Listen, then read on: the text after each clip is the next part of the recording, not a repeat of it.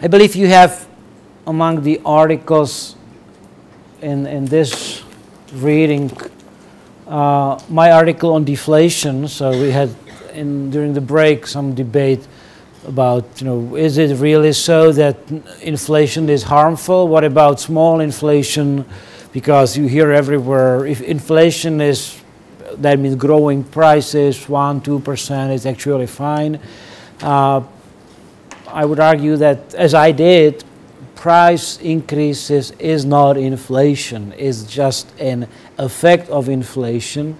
Inflation is pumping of money into the economy. After all, inflate means like inflate a balloon, so have more money into the economy. Originally it was when, under the gold standard, when money was actually certificates of deposits of gold, of real money, and so if somebody printed up more certificates, so certificates actually certified you to pick up a gold which was not there, the extra pieces of paper not covered by gold, that was called inflationary money, right? Today, with no gold standard, no free market money,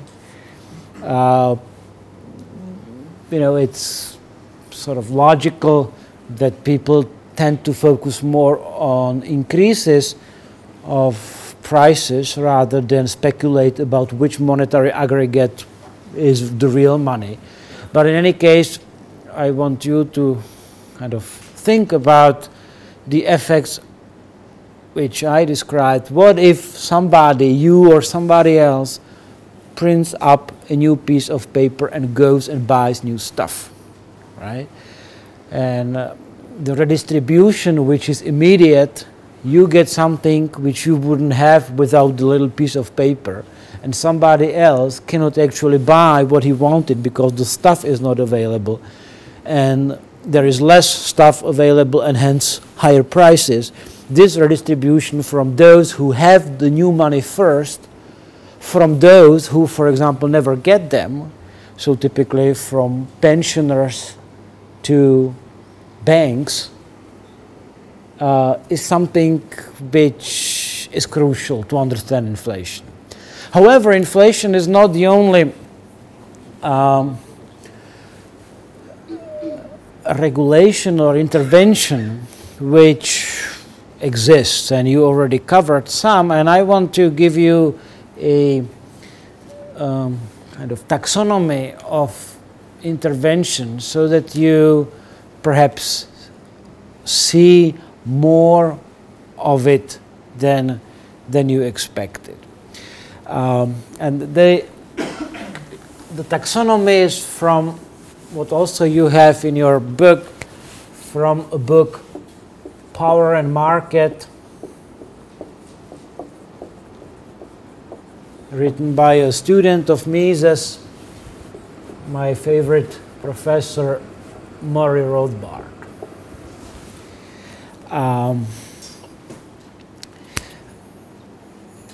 Now, I explained at the beginning of my previous lecture, why is it that we need markets and prices? And that has something to do about coordination in large groups, bigger than families.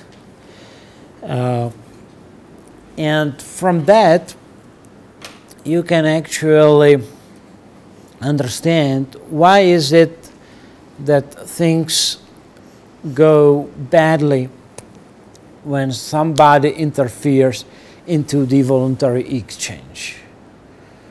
I'm sure you've been told many times that the essence of voluntary exchange is that both parties benefit. When I'm selling you a book in exchange for either money or something else, like a cell phone, it actually means that we two value the same two things differently. If I'm selling a book, I value the book less than what you give me, like a cell phone or some money. You value the book more than a cell phone. That means, the essence of economics is that we, different people, perceive different things differently, or perhaps same things differently. What is useful for me extremely is not that useful for you. My preference is reversed than your preference. I prefer A over B, you prefer B over A. Which, by the way, means that if we two exchange, so nothing new gets produced, society gets better. Because I benefit from the exchange, otherwise I wouldn't do it. You benefit from the exchange because you wouldn't otherwise do it. Anybody else is not affected. So we have two people now happier than before the exchange, right? As I said, the book got not the book was here before on my table. The cell phone was on your table, and when these two things move like 1 meter from the original position, society gets better, right? That's something important to realize. We do not need new things. It's wonderful to have new things, sure, at least some of the new things, but it is enough to improve your well-being or social well-being, if you want to call it that way, to simply give or get stuff to be owned by somebody else. Exchange produces wealth. Same stuff is now in more useful use, right? Allocation of resources is different. Existing stuff got to be used more productively in somebody else's hands, right? And this is crucial. Many people believe, I often ask students, well, what if a Saudi Arabian company sells oil to an American company or American citizen, and he, in exchange, gives a car or something? Who is better off and who is worse off? And typically students start to speculate and they say, oh, these Saudis are now worse off because they don't have the oil anymore. And oil is not, how is it called, reproducible natural resource. Well, that's true, but they don't have oil, but they have something else which they wanted. That's why they do it. So exchange, the essence of exchange is, miraculous. And by the way, a little demonstration of the benefits of exchange is, imagine you want to buy this book in exchange for, your pen, yeah.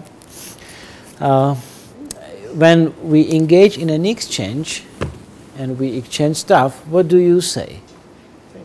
You say, what was it? Thank you. Thank you. Yeah, he said thank you. What do I say? Thank you, right? So, a win-win situation. I'm happy, he is happy. Thank you situation. This is typical for exchange. What if a government comes to you and taxes some money out of your pocket, arguing that perhaps there might be something useful out of it? What do you say then? Right? Or rather, don't say that. But it's definitely not thank you, right? From their point of view, it is, a big thank you. Thank you for working hard, because now I have money. I can spend it. It's wonderful. I can buy some votes. Right? I can corrupt some more people elsewhere. So a crucial distinction, thank you situation on the one hand, and a winner and a loser in the other context. Economic way of making income, thank you situation. A political way of getting resources. I take it from you even if you do not really like it. some people perhaps voted on it. Not necessarily you, but so what, right? This, by the way, comes from a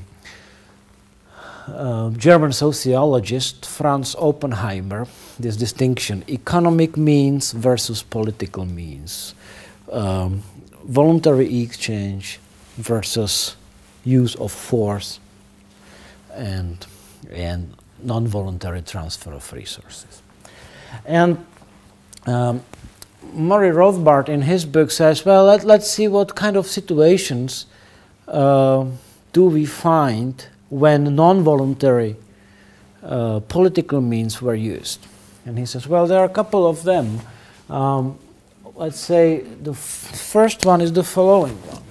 We have two people, a red guy, number one, and a green guy, number two. So two people between which a hegemonic relation gets established. And this guy forces the hegemon, typically a state, but not necessarily so, forces number two to change his behavior, right? He calls that, which is not really important, he calls that autistic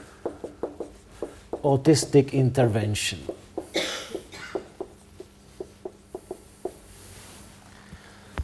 Let's say, so there is no exchange involved, it's just that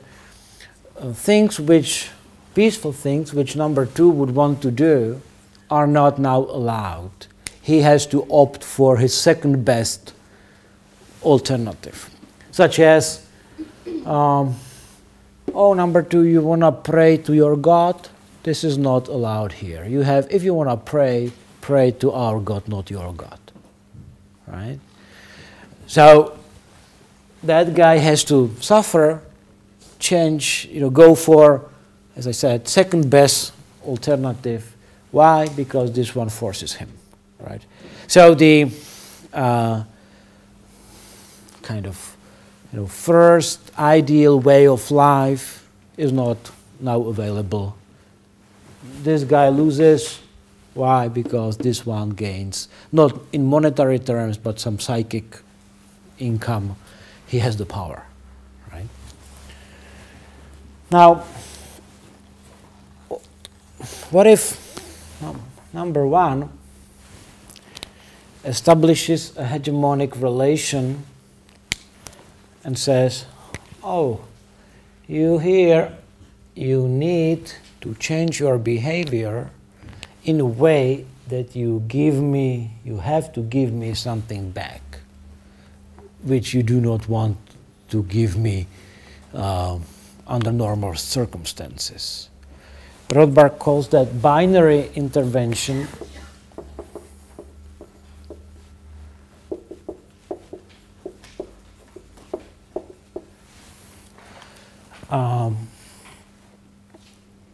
Which once again is changing the behavior which before would maximize the, let's say, well-being in society. The thank you situation is not now allowed. There is the political means involved. You have to get something back to the hegemon. What are the examples? Taxation of whatever kind. But not only that, what else can happen to you? Typically a state comes to you and says, hey, come here and do something, give me something, not necessarily money, what? Military service. Yeah, military service, obligatory military service, draft, conscription. So the state comes and says, oh, you are 18 years old, I have some plans for you for the next 2 years. We have these little green tanks and funny guys with little stars on their arms, and that'll be a lot of fun. No girls, but boys are fine too. Come and play. By the way, we don't pay you anything for it. It's just fun, right? Fortunately, we don't have it. I hope you don't neither. But it took some time, even after the fall of communism, when the smart guys decided to stop this semi-slavery. Or anything else you believe can fit this category? Well, for example, if you are a businessman or have a little company, from time to time you get a message in the mail, and what do you read there? It's a message from a statistical office, and they say, "Oh, would you be so nice and provide us with information regarding how many employees you have, and do you have Wi-Fi in your firm? And we would really appreciate it. Be nice, man, and send it to us." Well, that's actually not what you get. You get, hey, you send me this information, otherwise, according to the law 1, 2, 3, we can send police to confiscate your stuff, right? So it's not a kind of nice attempt to get the information. They force you to do it. They force you to invest your time to count what you would normally not count, to spend on communicating with them time which you could otherwise devote to your children and tell them fairy tales. Now, opportunity number one, your most loved one, kids. I now have 2 small, so all my examples are about kids. You can't do it because you have your beloved statistical office, and they need it because they need the information for central planners in the central bank and all kind of ministries to manipulate the economy to get the best combination of factors of production in the economy for you. They want to do good things. They don't know how. They need information. You don't want to provide them for free, so they force you, right? So same stuff. In any case, just want to show you that there is plenty of ways how you can be sort of forced to provide forced gifts to a hegemon. Taxes, time, extra work, and we could perhaps come up with more. It all changes the thank you situation to, well, I'm really afraid of the consequences, so I'd rather do it. Number 3, which Rothbard calls triangular. So you have a triangle, you see it? Different triangle than the Hykean triangle. You have 2 people, 2 and 3, 2 nice people, individuals, and they discovered that they have their preferences reversed, so that there is an open room for having some mutually beneficial exchange. They sort of already are about to shake their hands and thank you, and suddenly a hegemon comes and says, "Oh, no way, sorry, guys, not allowed," for your own benefit. Because now, to general situations, you can exchange what you want, but at a different price. So price control. Or, well, we don't really care, hegemon doesn't really care about price, but the product must be specified differently. Product control.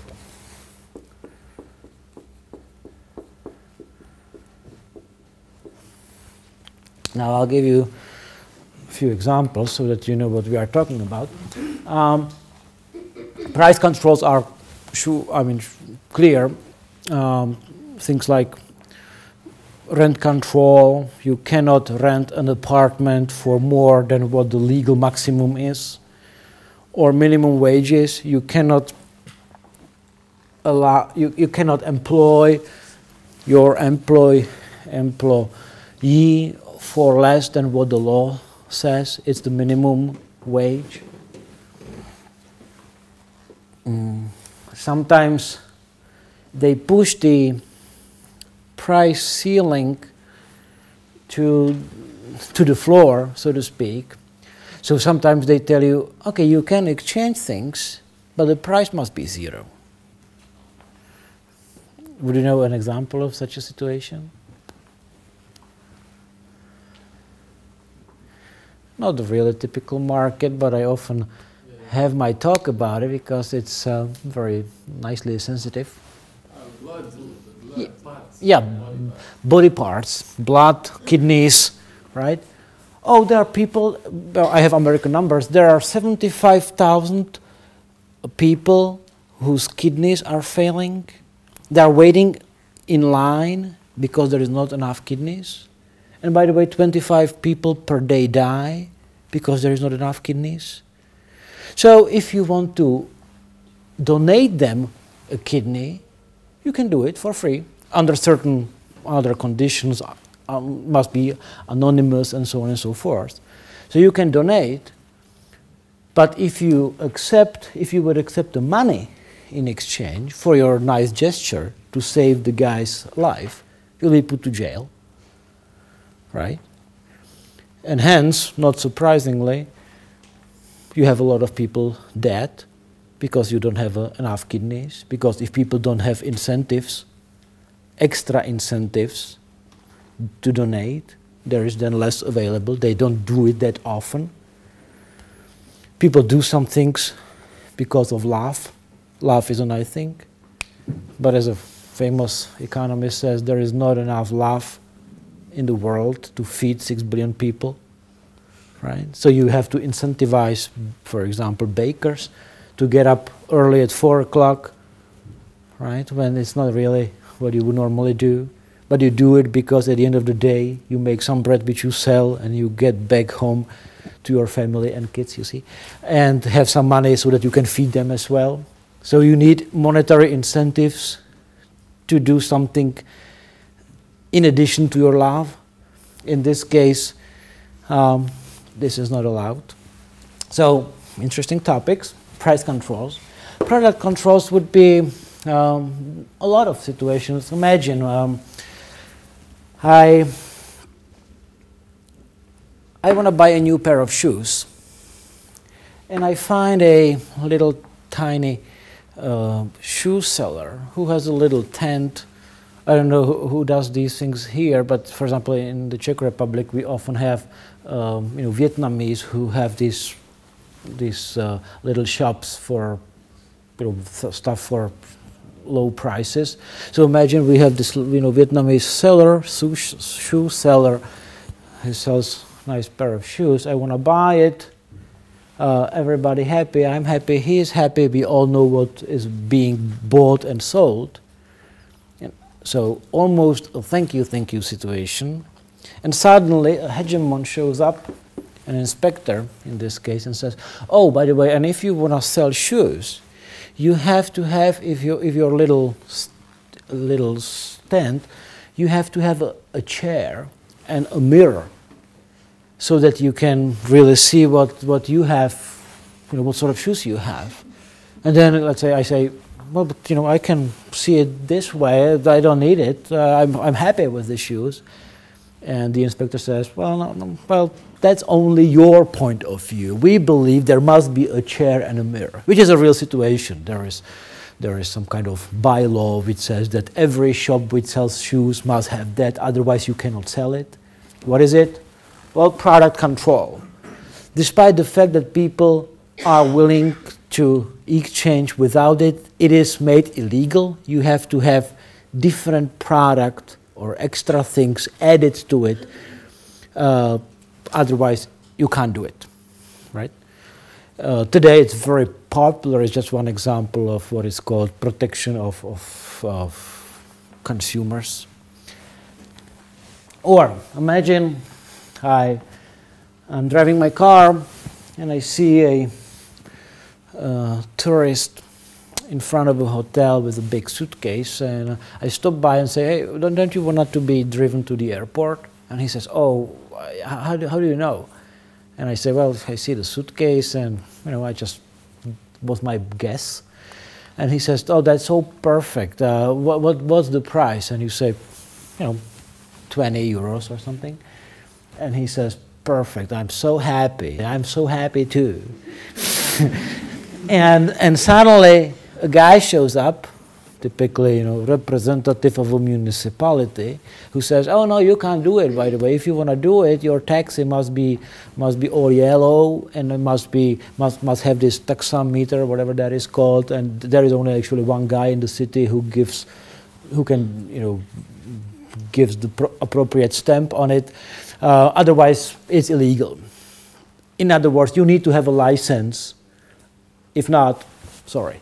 The thank you situation is outlawed, right? So license is another thing.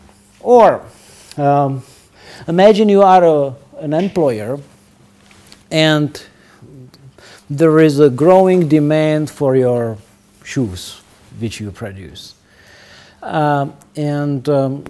You post an ad and say, I'm looking for an employee. I'm employing the best guy who will want to work for me at a given price.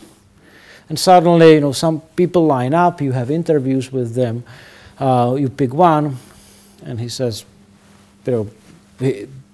I want to work for you. And you say, I want to work with you. It's wonderful. You almost make a deal, and then somebody shows up and says, oh, but this guy has a passport color which is not, local passport. He's in our case, Czech Republic, a lot of Ukrainians work there. And you can't employ a Ukrainian. If there are possible other employees with Czech passports, and then you as an employer says, but I'm not really care about the color of people's skin or passports. I just want to have the best guy. The guy wants to work for me, so what's the big deal? And the police says, yeah, but you have to discriminate actually. We call it protection of local labor market, and it's a law, and sorry, that's how it is. You cannot discriminate in other aspects, but here you have to discriminate. The law says discrimination here is needed. If you do not obey the law, will put you to jail, right? So protection of labor market or immigration policy is the same as, the same stuff. Or, let's say, to have a sort of extreme example, say you are blind and you need to have this white stick to navigate, and you discover that there are actually nice white sticks produced somewhere, and then you contact the guy and you almost meet, and he's already giving you the white stick which would make your life better. Suddenly a hegemon shows up and says, oh, sorry guys, I see you are up to something, but you know what? If you want to sell him this stick, you have to pay 40% what's it called? Import tax, right? So tariff. Otherwise, you can't do it. And the white guy, blind guy with the white stick, says, "But you know what? I don't have that much money. That's why I was looking for a cheap white stick, which is." I need it. My life is difficult, so go away. That guy is actually saving my life, and the police says, well, yeah, perhaps, but you know what? You have to pay 40% extra, because this is imported from a country which doesn't have this clause of the the highest preference country, whatever that is, right? But most favored countries clause, I don't know, yeah, that's it. Well, okay, but is it triangular intervention, in this case called tariffs? Or imagine I'm trying to give you funny examples. I don't know how funny you find it, but well, I do my best. Another one. I want to open a bar in downtown Vilnius. And I have an idea to have something really special which nobody else has. I opened the bar and put on the door a label which says, "This bar is only for black one-leg homosexuals." Sounds a bit crazy, but so what? You are not killing anybody. You just say, people who live in Vilnius had all bars which they always had, and now they have a bonus, an extra thing which, I believe they will like. I'm not sure about the success of such a economic, adventure, but, well, as the saying goes, in a private property order society, you have the right to go to hell with your own fashion. So, you are free to do stupid decisions as long as it is peaceful. This is peaceful. The guy shows up, another sort of police, and says, well, and now this is against anti-discrimination law, which now is the EU-wide legislation. You can't do it, right? Though, if one-leg black homosexual showed up in front of your doors, it was about to be a win-win, thank you situation. Not allowed, so, you were not allowed to go for number one priority, but for something else. Or another interesting possibility, let's say, and that links to our money discussion. Imagine you once again want to open a bar or restaurant, and for some reason, and you may have good reasons, but it doesn't really matter, you say, I'm providing wonderful service, so people please come, but I do not like the central bank president. The guy did something, bad to my daughter or whatever. I simply don't want to see his signature in my spot, in my place. And his signature is on all, national banknotes. So I accept everything except of litas, dollars, euros, Czech crowns, but not local currency, or pay with credit cards. But I don't want to have that, the signature of that bad guy in my bar. Well, so what? Well, people pay with credit cards, or if they somehow can't handle it, they go elsewhere. Nothing really, once again, violent or anything. But you can't do it today, because there is something which is called legal tender laws, and that says that anybody who has a business in a given country, the given territory, must accept local currency. If not, that's against the law, right? So once again, central banking, legal tender laws, part of this kind of story. Thank you situation is transformed into, well, this is illegal, I have to go for something else. Or imagine you live in a village, and somehow you manage to get a helmet from an American football player.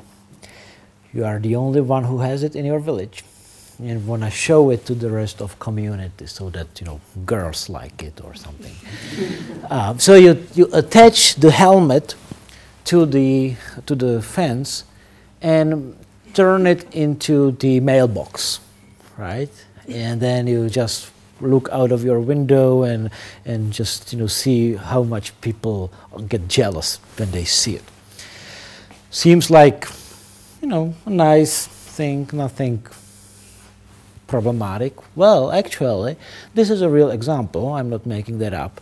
This thing, attaching a helmet of an American football player to the fence in order to receive mail in it, it's a patented invention. if you want to have it, you need a permission of some crazy guy who did it before you somewhere, somewhere else. So patent laws are another sort of triangular intervention, turning thank you situation into, oh sorry, I can't do it because that's illegal. And I can go on and on and on and on, and I will this evening in the bar. But the point is, once we understand the nature of markets and prices and coordination on such a big scale, we must understand that all these interventions, from autistic, though here you don't have prices, just behavior, here you start to have prices, all these interventions spoil the market because they force peaceful people change their behavior and not to opt for what they find the best sort of vision of their life, of their happy and life they want to live simply. Now, when you read economic textbooks, you also have typically a chapter of on governmental interventions there. What do you read there? Well, price controls are typical examples. Like economists for many, many years almost unanimously explain that price controls, rent control, minimum wage laws are harmful, not measured against some sort of outside standard of justice or efficiency or something, but the results of these policies are against the objectives of these policies. So, for example, if the objective for having minimum wage law is to employ more people for higher wages, that's not what the consequence is, and economic science can explain why is it. The minimum wage only means a prohibition which actually causes that some people who would normally make their living working can't do it legally. So it's a prohibition with consequences which every prohibition has, creating black market crime and all that goes with it. It's not that people would make more money and be happier, is that some people cannot make any money. They are sort of expelled from legal boundaries, and as a result, those who were supposed to be helped are punished, and their lives are more difficult than before. The same for the price ceilings, rent control. It's a well-documented example of a situation in which the objective is help typically young families to find places to live. The consequences is that young families cannot find an affordable apartment legally, and they are expelled, and their only chance to live somewhere is to buy or rent something illegally, black market, and once again sort of criminal aspects of that behavior make their situation worse, not better. Also, often discussion regarding the difference between progressive taxation and, let's say, flat tax, which is now popular, is discussed as if flat tax was some sort of market-compatible tax and progressive tax is some evil tax. But this gets at least discussed. And some tariffs and perhaps a couple of more things. But what I want to show here is that it makes no sense to, take these two and three out of this big group and the one debate between flat tax, progressive tax from this group as if nothing else was okay. because all other interventions spoil the market and prices as well, which has some consequences, and economics is here to study the consequences, visible and invisible, seen and unseen, direct and indirect. So yes, if you have an argument against the progressive taxation, for example, that it destroys savings and so on, well, flat tax has most of the consequences which the progressive tax has. After all, I don't know, but here you must have the same thing as we have. Even the existing flat tax systems are progressive taxes, because there is some income which doesn't get taxed. So you have two rates of taxation, typically 0 for some income and then something 15, 20, something for higher income. What is it? When you have increasing marginal taxes, that's progressive taxation. So the whole debate is, oh, I'm in favor of progressive tax, and the other group says, oh, by the way, I'm in favor of progressive tax, right? Not really. It looks like a big ideological fight, right? Yes, there are differences, and both have some consequences, spoiling market prices in certain way, and simply it depends on how much how the progressivity actually looks like in a concrete example, right? Under some conditions, progressive tax can be destroying the market less than flat tax. It simply depends on how it is. But this is both progressive taxes. And the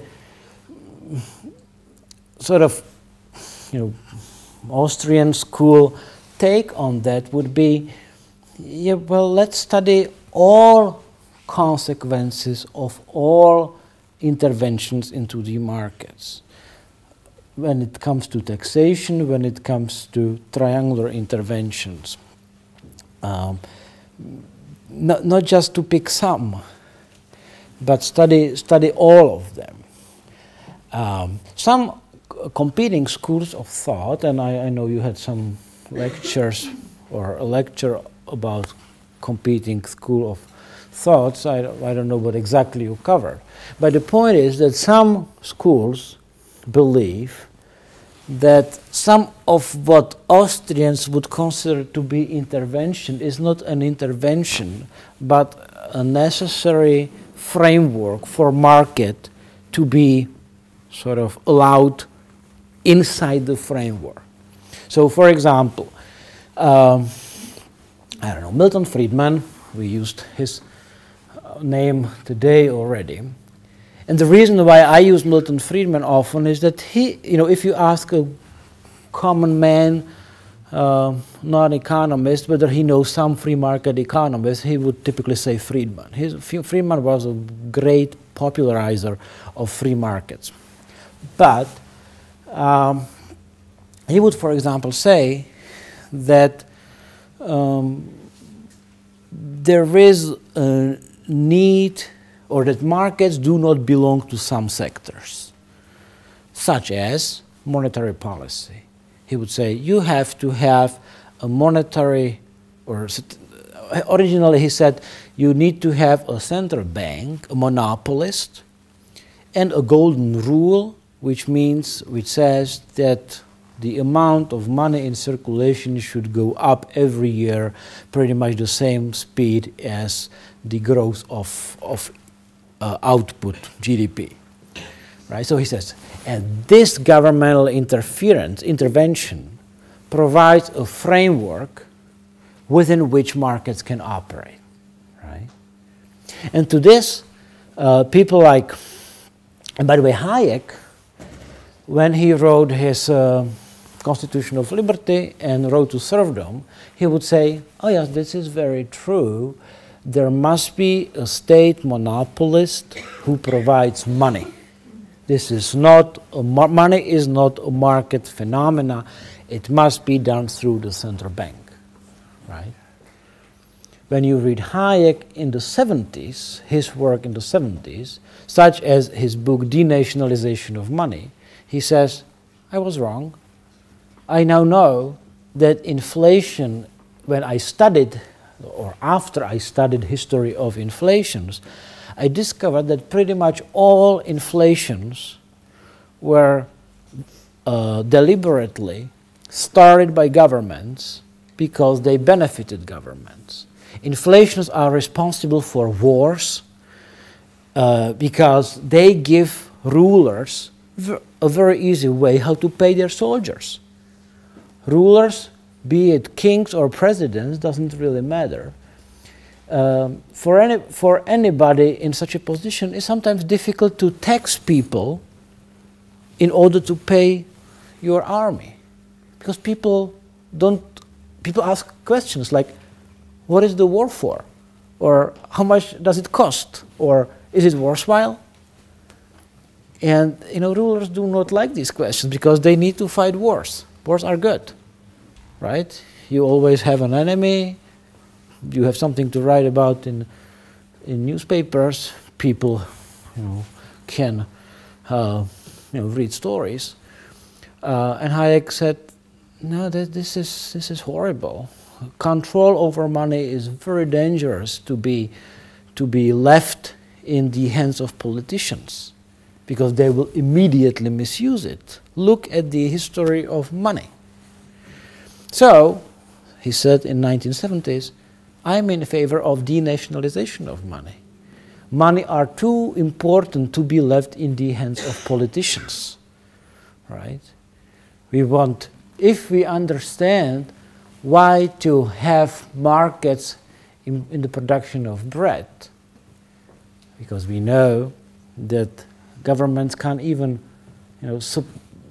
bake a good bread or supply people with sufficient amount of toilet paper. How come we believe they can handle supply of money, right? If they do not do well in the production of toilet paper, well, then that's bad, but you can somehow live with it, right? You can solve it. It's just a little tiny part of your life which gets spoiled. But money is sort of half of your life, because you always exchange something for money. So every exchange is spoiled when money is spoiled. That's why, by the way, the theory of the business cycle says, well, yes, people always commit mistakes, but how come that pretty much everybody is doing wrong things at the same time? How come that all entrepreneurs are misled? And that's because money is part in every transaction, or part of every transaction. If you spoil it, and governments do, then all transactions are not the correct ones. So Hayek said, no, money must be a market phenomena. Friedman would say, money is the state creation, or rather, must be under state control. And by the way, when Friedman later on thought about it, he would say, well, I'm actually in favor of freezing the supply of money. I want governments to print them up, but then don't add any more. That's the best thing, because that's predictable. Whereas if the central bank board meets every week, you never know what they decide. So how can you plan for the future if you don't know what they decide? It's bringing a very much, let's say, volatility, insecurity into the system, right? By the way, and that's another interesting story. Milton Friedman was a critic of the gold system. And he says, well, we have to get rid of gold as money for the following reason. What sense does it have to dig gold, to extract gold out of the ground in golden mines in South Africa? That costs a lot of money, resources. People work, doing it. Then transport the money from South Africa to America, which costs money, resources, people's effort, then bury the money into the vaults of Federal Reserve System and put it once again to the ground. He says, isn't it crazy? This is so expensive. Extract it from the ground, transfer it somewhere, and down back. Why do we do it? What if we save the people's energy and people's effort? We stop extracting gold in South Africa. We use ships that are in existence for carrying something else than gold, just regular stuff. And we do not need to have guards to save, to protect gold, not to be stolen in Fort Knox in these vaults. We save a lot of money. We just print the paper certificates as before, just without gold. Printing pieces of paper is cheap.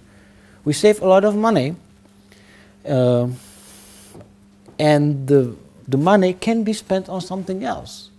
Right? It's wonderful. We can have more cars rather than transferring gold here and there for no real reason, as he believed. Let's use the people to produce useful stuff: computer, stables, cars, anything. We'll be richer. And he then calculated how much richer we will be, what more extra stuff we will have when no resources will be spent on digging the gold in the ground. And he predicted that after that will happen, price of gold would go down because no one would be interested in gold, like for chips and teeth, and so some gold still be there, but the monetary demand will not be in existence. And it happened. In the 70s, the last pieces of the gold system were destroyed, politically decided that gold has no tie to money anymore. And we started, 40 years ago, in the Friedmanian world of paper money printed by local central banks on a competitive basis. Now, Friedman watched that, was happy originally, but then, late in the 80s and 90s, people ask him, hey, Friedman, where is the extra resources which you calculated? Where are the new products? Where is the price of gold going to zero or down because there will be nobody interested in gold? What is the price of gold today? Ounce of gold. 1,070 something, right? It was never so high. How come? Why people buy gold? Are they crazy? Aren't there better things to buy? Yeah, you can buy, state bonds. Yeah, but you never know what you get back and whether you get back something anytime. And Friedman says, oh, I was wrong. Because when gold is not tied to money anymore, there is a lot of insecurity and people are afraid what will happen to their paper currencies. If central bankers get crazy, even more than today, your all wealth which you accumulated in your savings is gone. You have nothing. Isn't that a little dangerous? Right? And you know what? That's not just a fancy word of some crackpot economist to say that money can be misused. Look what happened in Russia, or Milosevic, what he did in Yugoslavia at the beginning of 1990s, right? Second longest and second highest hyperinflation in the history of mankind. Milosevic had a plan of how much money to print in 1992, I believe, that year. He had a plan. When he succeeded in printing what he planned for the whole year, January 6th. You see, plan, produce. If it was anything else than money, if what was planned to be produced in 1 year, such as computers, if the same quantity got produced on the January 6th, that would be wonderful, right? More stuff sooner. But more money doesn't mean more stuff. More money means more certificates that enable you to buy stuff, and the number of stuff is not bigger. And hence, because he printed the money for himself and his friends, then he benefited extremely himself, and the rest of Yugoslavia got nowhere. So Friedman said, there was a mistake on my side. I didn't expect that the insecurity of the system will be that high that people would buy more gold because they want to have something real which does not evaporate, which cannot get printed that easily. And Garrison, by the way, who is the author of these triangles, he said, well, the idea which Friedman had in the 70s is identical to somebody who would argue, who would see, let's say, people ride bikes, and you have these locks that people attach to their bike so that the bike cannot get stolen. And imagine you are an economist and you say, oh, this is such a waste of resources to have these locks there. What if these were just outlawed? The law says no locks. Then the iron and anything could be used to have some useful things. Right? We'll be all richer. Isn't that wonderful? Why don't you have a law which says no locks? Well, why? Because the bike gets stolen, right? It has a reason there. And the analogy to gold, is apt here. It's now easier to steal money or resources through printing money, through inflation. The locks that prohibited thieves in the monetary sphere to benefit themselves at the expense of general public, politicians to impose the inflationary tax, as economists call it, the lock is not there. So now it's easy to steal through inflation. That was impossible before. And it has some long-term consequences. Or, you have this free market school in Germany called the Ordoliberals. People like Walter Eucken, Wilhelm Röpke, who, by the way, inspired people like Ludwig Erhard, who deregulated the German economy after the Second World War, where all American generals who were responsible for running the show in the West Germany, they said, oh, there is such a huge scarcity, the country is destroyed, there is not enough stuff, we can't have prices to be freely set because they would skyrocket. Nobody would have money to buy things because there is so few things. And perhaps you know the story. Ludwig Erhard, when all the American generals responsible for post-war World War planning, they left for the weekend, and he went to work on Sunday, I believe it was, and in the evening went on TV and said, starting tomorrow morning, by the way, people, you know what? There'll be no price ceilings, no price regulation. Prices can be set free according to supply and demand. Next morning, and then the generals, so he freed prices. And when the generals then got to work next morning, they called him and said, well, what did you do?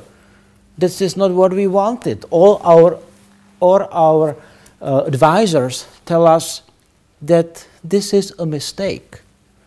And Erhard says, oh, my advisors tell me the same. But you know what happened then. Price mechanism started to operate. Higher prices attracted people to put things on the market, and the recovery started. So these ordoliberals, for example, claim,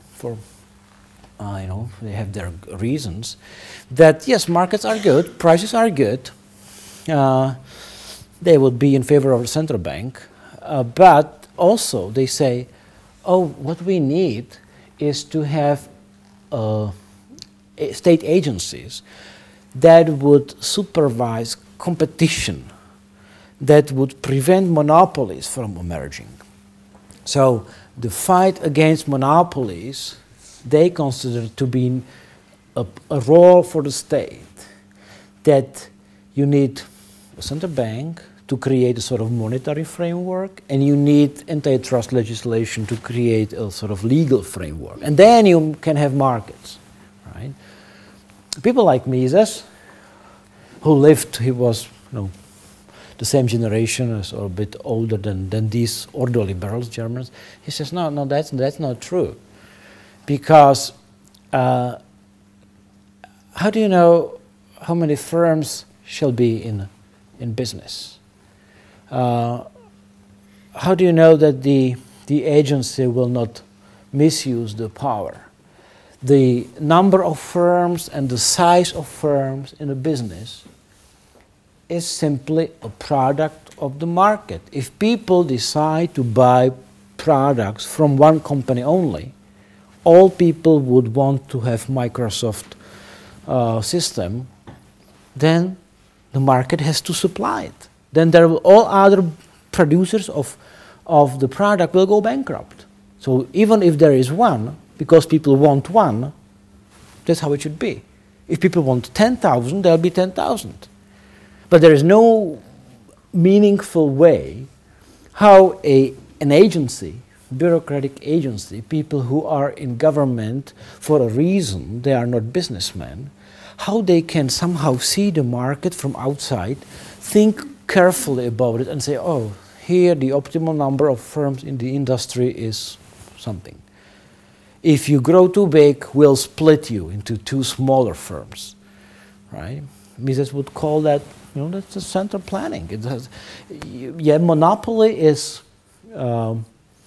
dangerous, but you need to know what monopoly is. What monopoly is a situation when somebody has a special privilege given by the government which eliminates competition.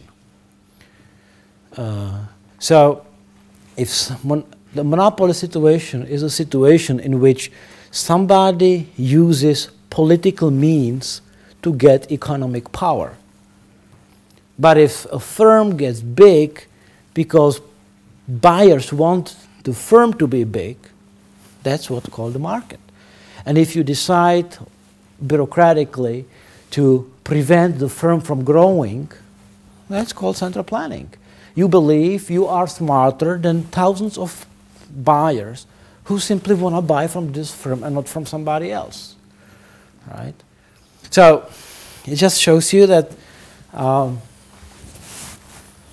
the discussion between what is a framework for in which markets can operate is an interesting one, and the Austrians typically are the ones who say, well, what about producing the thing which is useful, like stable money or competition? What about producing it internally? Like, we can call it like endogenous production of all kinds of services and products which are useful for operation of the market, right? Yes, if money are important, nobody doubts that. Good money is important. But the debate is, who should produce the money?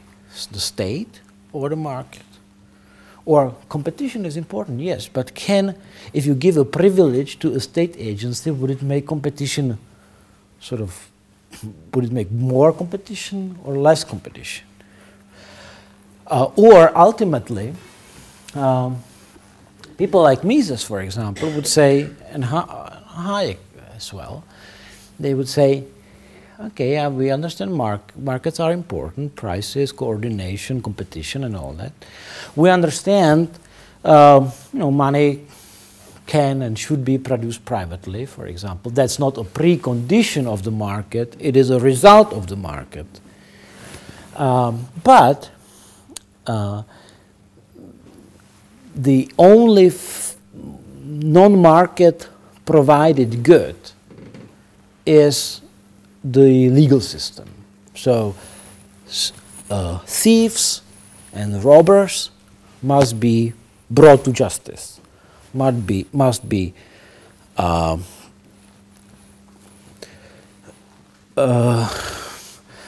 kept, must be put to jail, because these people are parasites. Actually, they lived as parasites on other people. If we allow this kind of behavior to be prevalent, that's the end of economic development, society, social life, and all that. So they would say, together with classical liberals, the provision of justice, courts, police, and so on and so forth, is the only way, the only thing rather, which is the non-market, which is the framework. And once you have this, you catch the thieves and robbers, markets do the rest.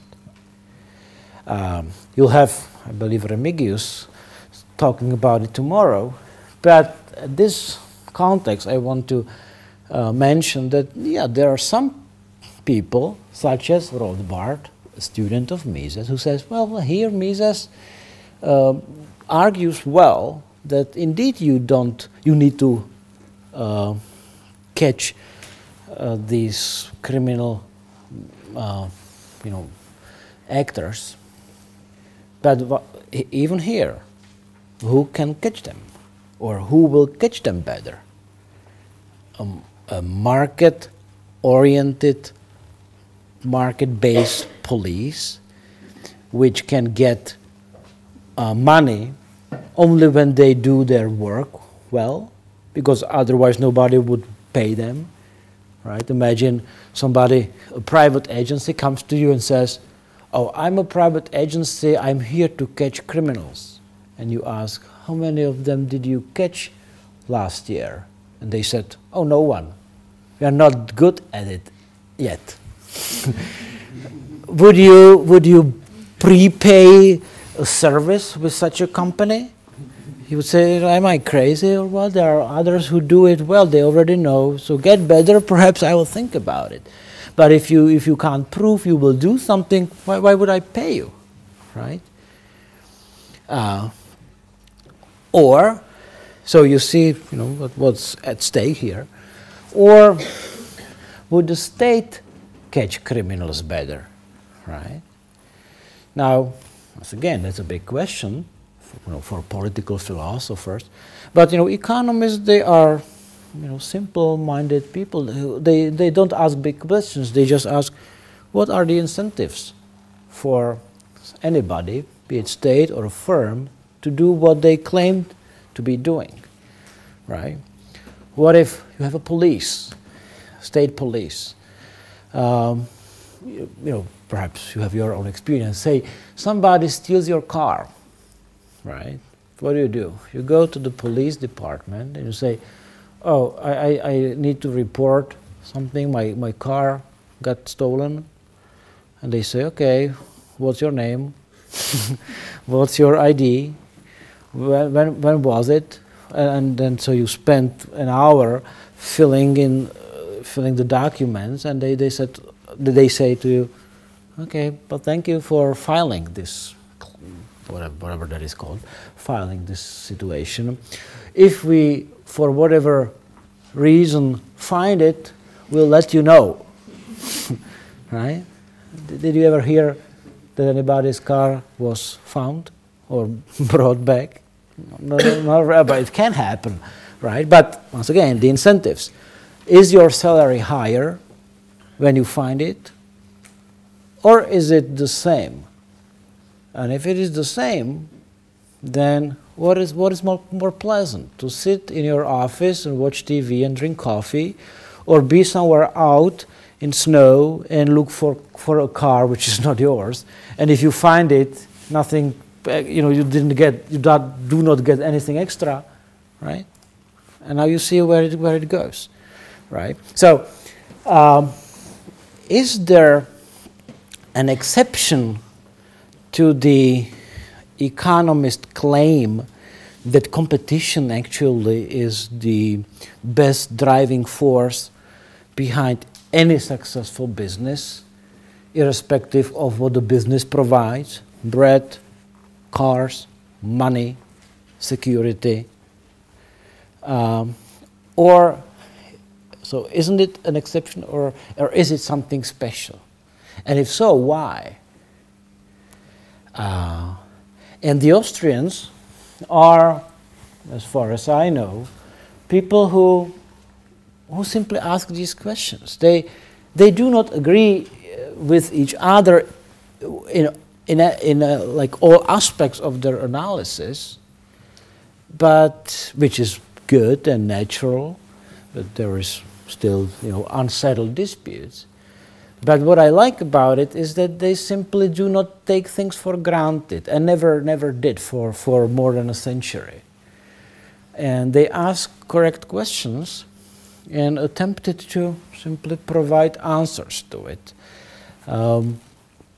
If they explained what markets are for, then they said, well, what if somebody hegemonically attempts to change the market? What consequences does it have? Can we call it that it is in the good of the society? Does it make sense? Or more practically, who is better off as a result and who is worse off, right? We can say, well, always the hegemon is better off, the number two is always worse off, he's forced to do something else. Here, for example, this number three, well, depends. Imagine this is, rent control situation, so the owner of the apartment is not really happy that he can't charge higher price. The one who rented the apartment, he's happy. He pays less than he would otherwise pay if he's lucky to live in such an apartment. But in long term, typically this guy gets unhappy as well, because the fact that the owner of the place cannot charge what he wants has some consequences. If he cannot get higher price, he tries to lower the quality of the apartment so that the price sort of fits. I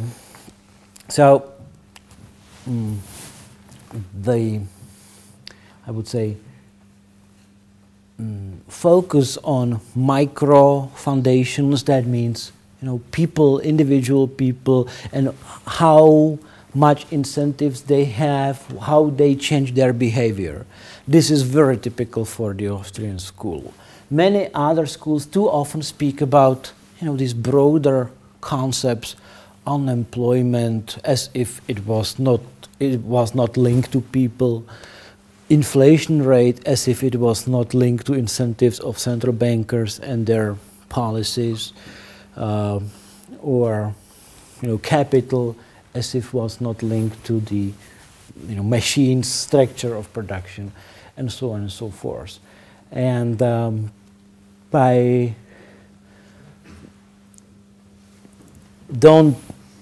not trying to sort of give you all answers to all difficult questions, but I just want you to ask the questions.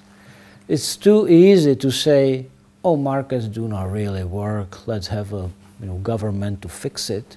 But what if they don't want to fix it? What if it is better for them things to be broken? What if they don't have incentives to fix it? What if they don't know how to fix it? What if it takes so long to fix it that in the meantime the reality changes and they fix something which is not broken? Right? What happens if we put them into a monopolistic position? How will they behave? What if that monopolist is here the only one who can print money? What if he's the only one who can catch criminals? Right? So a lot of interesting questions. We still have some questions left for tomorrow, because some people may say, oh, all that is because there are some important things called public goods. And these things cannot be produced privately. And that's why we have them. That's why we have a an agency, a state, a central bank, a court, I don't know what, because for some reasons, we'll talk about it, some stuff is unimaginable without the state. Markets simply fail in the production of some things, and that's the reason. Not any sort of small issues, but the existence or non-existence of something which is much more than a cell phone, a pen, or a computer.